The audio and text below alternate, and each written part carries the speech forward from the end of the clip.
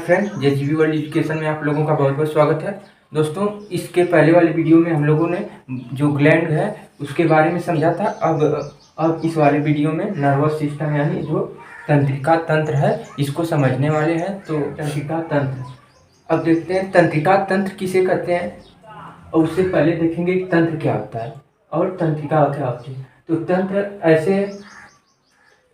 तंत्र उसको कहते हैं जो सभी चीज़ों को एक साथ लेकर चल सके, या एक साथ सभी चीज़ों को मिलाने से जो चीज़ बनती है उसी को सिस्टम या तंत्र कहते हैं। जैसे जैसे कंप्यूटर है, कंप्यूटर में क्या क्या उपयोग होता है। कंप्यूटर में आपका सीपीयू हो गया, उसमें मॉनिटर हो गया, उसमें कीबोर्ड हो गया, उसमें माउस हो गया। तो इन्हीं चीज़ों सभी चीज़ों को जब एकत्रित कर देते हैं तो उसी को तंत्र कहते हैं।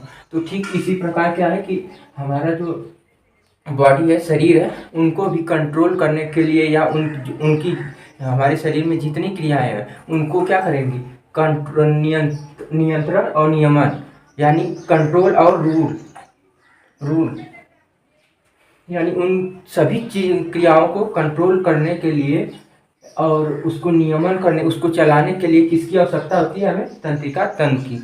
और सभी हमारे शरीर में क्या है कि कोशिकाओं का जो जाल है वो पूरा शरीर ऊपर से लेकर नीचे तक फैला हुआ है। तो उसी को जो किसका बना होता है, जो न्यूरॉन सेल का बना होता है, या जो न्यूरॉन सेल है इन्हीं का जो है हमारे शरीर में पूरा ऊपर से नीचे तक यही न्यूरॉन सेल फैली हुई है। और ये जालनुमा यानी बहुत सी क्या है, न्यूरॉन सेल है। तो जो हमारा मस्तिष्क है या जो हमारा ब्रेन है वह किसका बना होता है, वह इसी का बना होता है, न्यूरॉन सेल का ही बना होता है, और सभी भागों में उसका संचार होता है। तो जो ब्रेन है ये न्यूरॉन सेल का बना होता है। और चलिए देखते हैं ब्रेन में जो ये ब्रेन है इसमें क्या है कि ऊपरी भाग है जो ब्रेन का, ये एक क्रेनियम नामक हड्डी से, ये ऊपरी भाग जो है लेयर, ये क्रेनियम नामक हड्डी से बनी होती है और ये 8 बोन की होती है। मतलब ये जो क्रेनियम होती है इसमें 8 जो है हड्डियां होती हैं। तो जो ऊपरी भाग होता है, फिर उसके नीचे आएंगे तो ये एक झिल्ली का आकार ऐसे बना रहता है जो क्रेनियम के ठीक नीचे होता है, और ये मेनिजोइड का बना होता है, मेनिजोइड्स का। तो जैसे चोट लग गई, तेज लग गई कहीं सर पे चोट, तो ये क्रेनियम बचा लेता है, लेकिन अगर ज़्यादा लग गई तो ये मेनिजोइड्स इसको बचाने का काम करता है ताकि इन्फेक्शन न फैले शरीर में। तो इसके बाद क्या होता है, हमारा जो ब्रेन है वो कितना 1350 ग्राम से 1400 ग्राम का बना होता है, जितना वजन इसका होता है। फिर ये देखिए, ये जो है यही न्यूरॉन सेल है, यानी ये जो न्यूरॉन सेल है इसकी संपूर्ण लंबाई, इसकी लंबाई को क्या, इसका नाम क्या है, ये साइनेप्स है। इसकी संपूर्ण लंबाई को हम साइनेप्स कहते हैं। फिर जो हमारा ब्रेन है जो कि तंत्रिका तंत्र से बना है, तो देखते हैं ब्रेन के बारे में।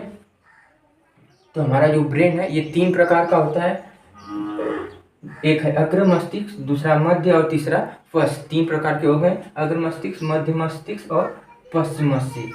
तो अग्र वाले में देखिए क्या होता है, अग्र वाले में भी 3 भाग होते हैं। कौन, सेरिब्रम, ये क्या होता है, इसको प्रमस्तिष्क भी कहते हैं। और 66% जो है 66% का हमारे जो ब्रेन है इसी का बना होता है, सेरिब्रम का। और इसमें क्या होती है, सभी चीज़ें याददाश्त और जिज्ञासा होती है, यानी जो हम करना सोचते हैं किसी चीज़ को, उसके बारे में क्या सोचते हैं, क्या उसके बारे में जानते हैं, वो काम किसका होता है, सेरिब्रम का होता है। किसी चीज़ को जानने के लिए, किसी चीज़ को सोचने के लिए यही काम करता है ये।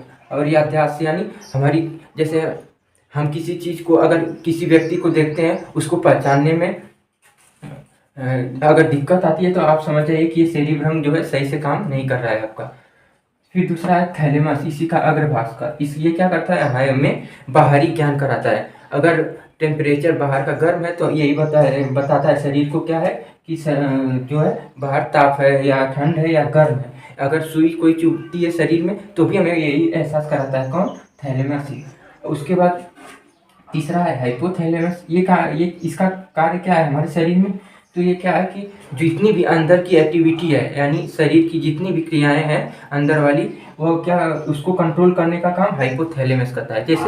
जैसे आपका टेम्परेचर शरीर का कितना है, उसका अंदर से आपको भूख लग रही है कि नहीं, प्यास लग रही है कि नहीं, प्रेम है कि नहीं, और गुस्सा आ रहा है, तो ये सब जितनी भी चीज़ें हैं इसको सभी को कंट्रोल हाइपोथैलेमस करता है। और जिसका हाइपोथैलेमस जितना अच्छा रहेगा वह उतना डेवलप माना जाता है सर।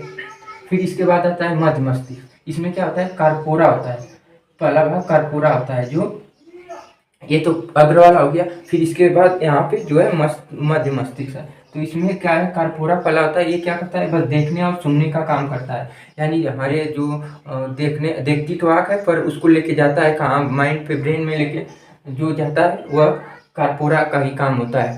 फिर इसके बाद है सेरिब्रल।